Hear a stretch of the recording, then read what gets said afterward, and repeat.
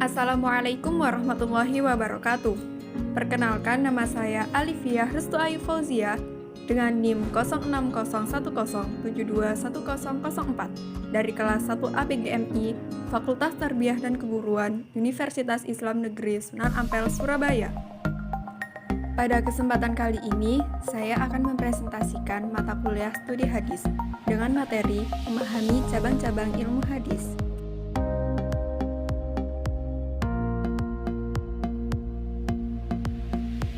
Cabang-cabang ilmu hadis pada pokok pembahasannya dibagi menjadi 3. Yang pertama adalah cabang ilmu hadis yang pokok bahasannya menekankan pada persoalan sanad dan rawi. Contohnya yaitu ilmu rijal al-hadis, ilmu tarik rijal al-hadis, dan ilmu al-jarh wa al-ta'dil. Yang kedua yaitu cabang ilmu hadis yang pokok bahasannya menekankan pada persoalan sanad dan matan hadis. Contohnya yaitu ilmu iqlal al-hadis dan ilmu al-fani al-mubama.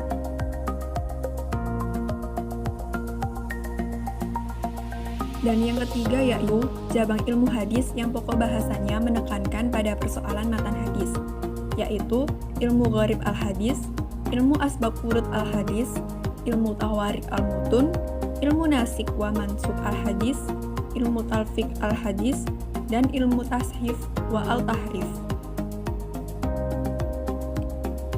Yang pertama, saya akan menjelaskan tentang ilmu rijal al-hadis. Kata rijal al-hadis berarti orang-orang yang meriwayatkan hadis Nabi.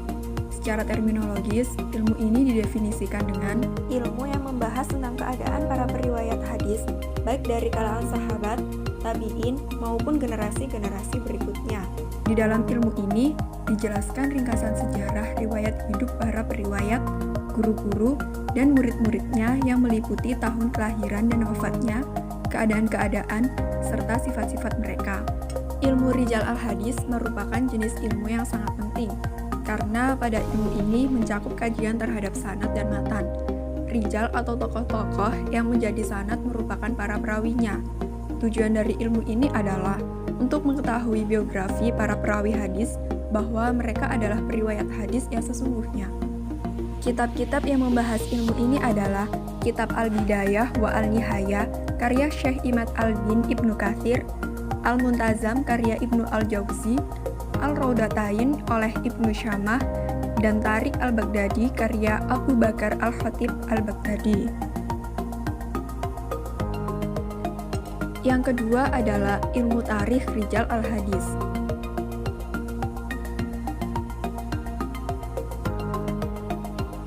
Ilmu ini membahas tentang keadaan perawi hadis dari segi data kelahirannya, silsilah keturunannya, gurunya dan muridnya, bahkan sampai jumlah hadis yang diriwayatkan dan murid-murid yang pernah berguru padanya, negara dan tanah air mereka, perjalanan dan sejarah kehadiran mereka ke berbagai negara, serta penerimaan hadis dari para guru sebelum mereka bergaul dan setelahnya. Melalui ilmu ini, dapat diketahui keadaan para periwayat yang menerima hadis dari Rasulullah dan keadaan para periwayat hadis yang menerima hadis dari sahabat dan seterusnya. Ilmu ini penting dipelajari karena hadis terdiri atas sanad dan matan. Mengetahui keadaan para periwayat yang terdapat dalam sanad, yang pada akhirnya untuk mengetahui kesahihan hadis-hadis yang mereka riwayatkan merupakan suatu keharusan. Yang ketiga adalah ilmu al-jarh wa al-ta'dil.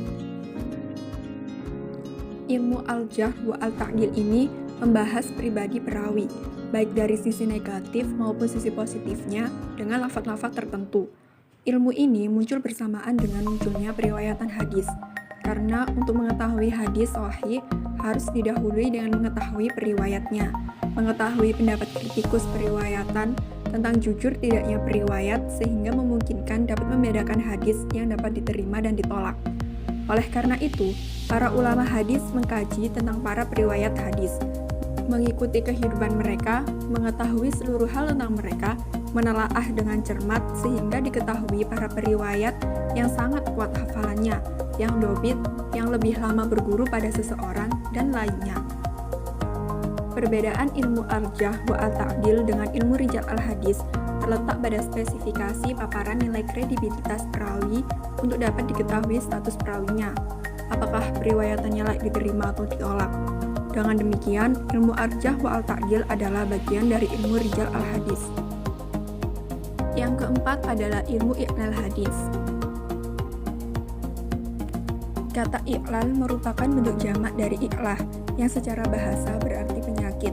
Menurut terminologi ulama hadis, i'lah adalah sebab tersembunyi yang menyebabkan cacat suatu hadis yang secara lahiriah tampak baik. Cara mengetahui i'lal hadis adalah dengan menghimpun semua sanad yang berkaitan dengan hadis yang diteliti untuk mengetahui apakah hadis yang bersangkutan memiliki tawabi atau syawahid atau tidak. Kemudian, seluruh rangkaian dan kualitas periwayat dalam sanad itu diteliti berdasarkan pendapat para kritikus periwayat hadis dan i'lal hadis. Dengan jalan demikian, dapat ditentukan apakah hadis tersebut beri'lal atau tidak.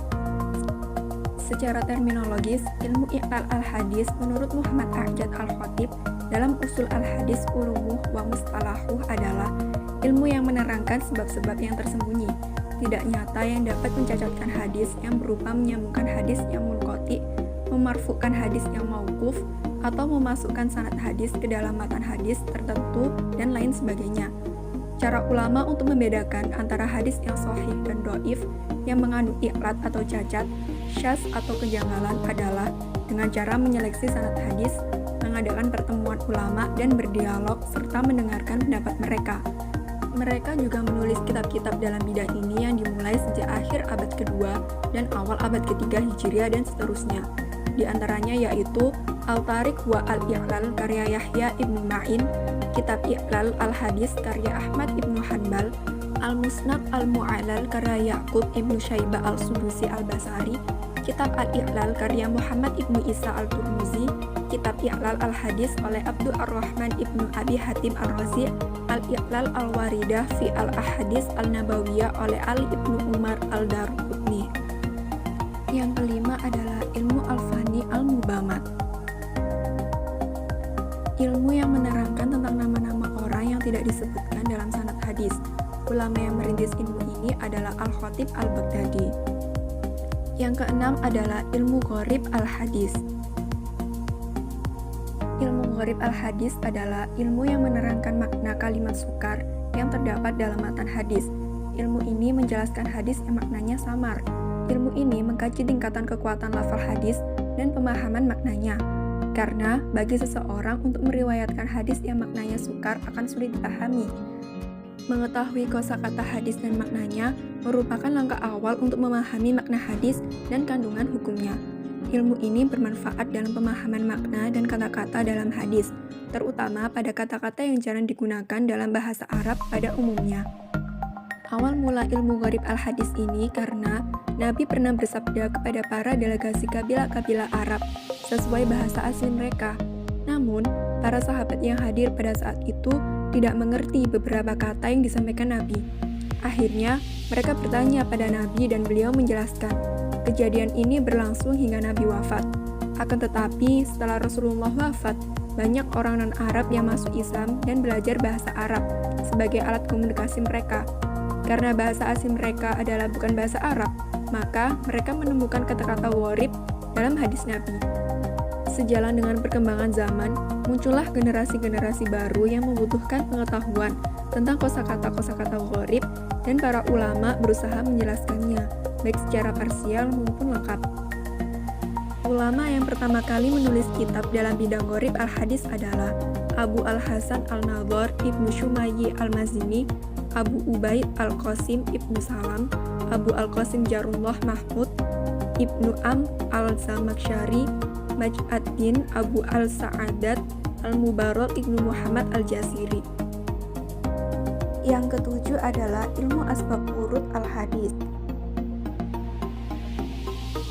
Secara istilah, ilmu asbab urut al-hadis adalah ilmu yang menerangkan sebab-sebab Nabi menyampaikan sabdanya dan masa-masa Nabi menuturkannya. Ilmu ini membahas tentang sebab historis lahirnya suatu hadis. Ilmu ini dapat membantu mengkaji dan peneliti hadis untuk memahami hadis-hadis Nabi secara kontekstual. Hal ini dikarenakan hadis Nabi ada yang disertai dengan sebab tertentu yang mendorong Nabi bersabda dan ada pula yang tidak disertainya. Itulah latar belakang yang dapat memperjelas maksud hadis dan cakupan maknanya. Ilmu ini mempunyai kaidah-kaidah yang menerangkan tentang latar belakang dan sebab-sebab adanya hadis. Mengetahui peristiwa yang menjadi latar belakang disampaikannya suatu hadis untuk mendapatkan pemahaman hadis secara sempurna. Pemahaman hadis dilihat dari segi sebab urut. Di kalangan ulama ada yang mendahulukan latar belakang, tetapi ada pula yang mendahulukan keumuman lafaz hadis. Pendapat pertama menyatakan al-ibrah bi khusus al-sabab la bi umum al-lafaz, bahwa pendapat yang dipegang berdasarkan pada sebab tertentu yang bersifat khusus. Sebaliknya, pendapat kedua menyatakan al-ibrah bi umum al-lafaz la bi khusus al-sabab, yaitu mendahulukan redaksi umum hadis daripada latar belakangnya. Menurut Muhammad A'jad Al-Khatib, ilmu asbab wurud al-hadis mempunyai hubungan yang erat dengan ilmu al-nasikh wa al-mansukh. Karena dengan mengetahui ilmu asbab wurud al-hadis ini, dapat diketahui hadis yang mansukh dan nasakh. Ulama yang menyusun kitab dalam bidang ilmu asbab wurud al-hadis adalah Abu Hafs al-Akbari, gurunya Abu Ya'la Muhammad ibnu al-Husain al-Farra al-Hambali. Kemudian disusun oleh Ibrahim ibnu Muhammad ibnu Kamal ad-Din yang dikenal dengan Ibnu Hamzah al-Husni al-Dimashqi dengan kitabnya Al-Bayan wa al-Ta'rif fi Asbab Wurud al-Hadis al-Syarif. Yang kedelapan adalah ilmu tawarik al-mutun. Ilmu yang menerangkan tentang kapan sebuah hadis itu diucapkan atau diperbuat oleh Rasulullah SAW, yang dilihat dari aspek tempat, waktu, dan kondisi. Ilmu ini sangat penting dan berguna untuk mengantar dalam memahami sebuah hadis dan statusnya apakah hadis tersebut nasikh atau mansukh. Ulama yang merintis ilmu ini adalah Sirajuddin Abu Hafs Amr al-Bukini. Yang kesembilan adalah ilmu nasikh wa mansukh al-hadis. Secara bahasa, kata nasikh dan mansukh berasal dari kata al-nasakh yang memiliki beberapa makna. Di antaranya yaitu al-izalah atau menghilangkan, al-tabdil atau mengganti, al-tahwil atau mengalihkan, dan al-naql atau memindahkan. Secara terminologi, nasakh mempunyai dua definisi. Yang pertama, nasikh berarti penjelasan tentang berakhirnya hukum syara' melalui jalan hukum syara' karena adanya rentang waktu. Dalam hal ini, hukum pertama menjadi mansukh karena batas waktunya telah tiba dan datang hukum lain sebagai pengganti. Yang kedua, menurut sebagian ahli al-usul, nasakh adalah penghapusan hukum syara' dengan dalil syara' karena adanya rentang waktu. Dengan demikian, nasikh adalah hukum syara' yang datang sebagai pengganti hukum yang telah ada. Sedangkan mansukh secara bahasa berarti sesuatu yang dihapus, yang dihilangkan, dipindah, atau yang disalin. Menurut terminologi ulama, mansukh adalah hukum syara' yang berasal dari dalil syara' pertama yang dirubah atau dibatalkan oleh hukum atau dari dalil syara' yang baru. Ilmu nasikh dan mansukh adalah ilmu yang membahas tentang hadis-hadis yang bertentangan atau yang tidak mungkin untuk dibahas, di mana salah satu hadis dihukumi sebagai nasikh dan yang lain sebagai mansukh. Hadis yang lebih dahulu disebut mansukh dan yang datang kemudian disebut nasikh. Yang ke-10 adalah ilmu talfiq al-hadis.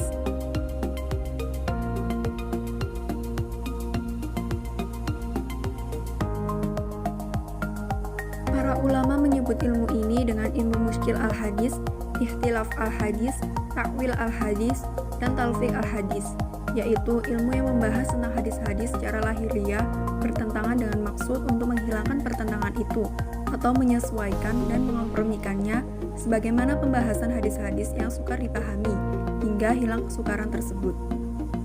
Menurut Muhammad A'jad Al-Khatib, ilmu ini termasuk salah satu ilmu hadis yang sangat penting yang harus dikuasai oleh ahli hadis, ahli fikih, dan ulama lainnya. Ilmu ini diperoleh melalui penghafalan dan pemahaman terhadap hadis dengan baik, pengetahuan tentang hadis yang umum dan khusus, hadis yang mutlak dan muqayyad, dan lain sebagainya yang berkaitan dengan masalah-masalah ilmu hadis riwayah.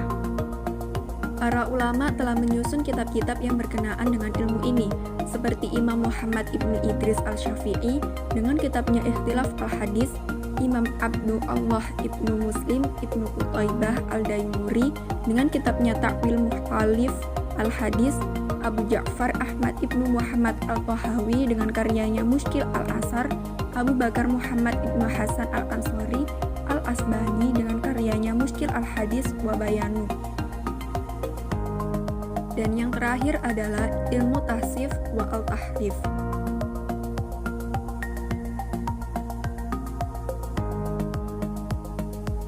Ilmu yang menerangkan tentang hadis-hadis yang sudah diubah titik, syakal, dan bentuknya. Atau dalam makna lain adalah ilmu yang menjelaskan tentang terjadinya perubahan lafadz dan tanda baca dalam hadis. Ulama yang dianggap sebagai perintis dari ilmu ini adalah Imam Al-Daruqutni dan Abu Ahmad As-Askari. Manfaat mempelajari cabang-cabang ilmu hadis.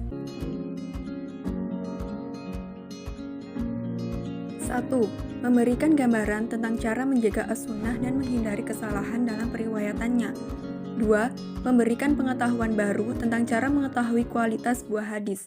Apakah hadis tersebut diterima atau ditolak, baik dari sudut sanadnya maupun matannya. 3. Untuk mengetahui pertumbuhan dan perkembangan ilmu hadis dari masa ke masa, sejak zaman masa Rasulullah SAW sampai sekarang. 4. Dapat mengetahui para tokoh-tokoh serta usaha yang telah mereka lakukan dalam mengumpulkan, memelihara, dan meriwayatkan hadis. 5. Dapat mengetahui kaidah-kaidah yang dipergunakan oleh para ulama dalam mengklasifikasikan hadis. Dan yang keenam adalah dapat mengetahui istilah-istilah, nilai-nilai, dan kriteria-kriteria hadis sebagai pedoman dalam beristinbat. Sekian dari saya, mohon maaf apabila ada salah kata dan kekurangan. Wassalamualaikum warahmatullahi wabarakatuh.